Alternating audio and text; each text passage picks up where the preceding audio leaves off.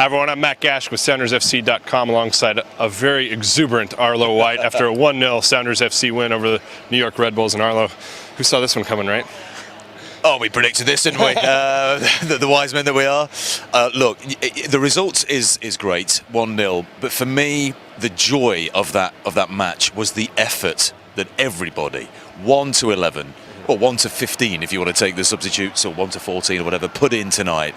Brad Evans must have run a half marathon out there. You were in on the production meeting with us on the morning of the game, and he said, it's my job to work the centre-backs. We talked about it in the scouting report. Defend from attack. Don't let Ream get on the ball. He was running all night. And then one of the last things he did when he's hobbling after clashing knees with Carl Robinson is send over a wonderful ball for Freddie Montero to get on the end of, and I'm sure we'll talk about the finish, which was magnificent.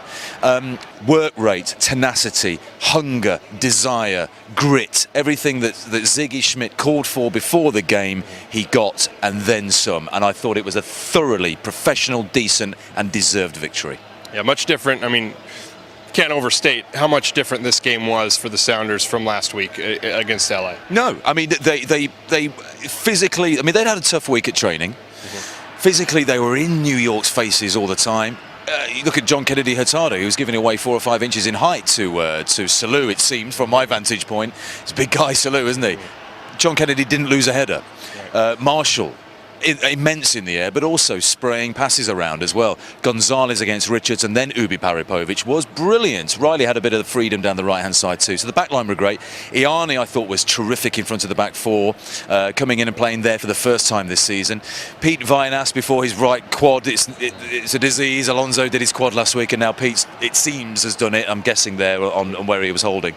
And he was great too. And then, you know, Freddie got on the ball a bit more as the game went on, but Evans was terrific for me in the miles he put in, and with an honourable mention to Sana Niassi, who, and I've just about named everybody, haven't I? Steve Zakawani, Casey Keller, you were great too. But Niassi created chances. He was positive, running at full-backs and getting involved and defending as well. So, look, I can't say enough about this performance. It gives you so much hope, and it could not have been timed any better. A great goal scored by Freddie Montero caps what has to be an emotional week for him. Talk about what you saw from him tonight in a limited amount of time. Well, initially, I think we saw him moving about a bit more, and that's, I think, the reason why he started the game sitting down on the bench. That's what he needs to do. That's what he needs to continue doing. Put the work in. There's no doubting when you see that finished what he can do.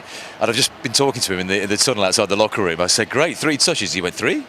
It was 4. I said, "What, chest, thigh, left foot?" He said, no, chest, thigh, right foot, left foot. And I said, "Well, what's wrong with your head? You know, do the Grand Slam, all 5." But it was a brilliant finish. Great response to being benched, and he was benched. Great response to it. And Ziggy's got some nice headaches to have now. Right. You know, who do I bring him back? Does Brad continue up front?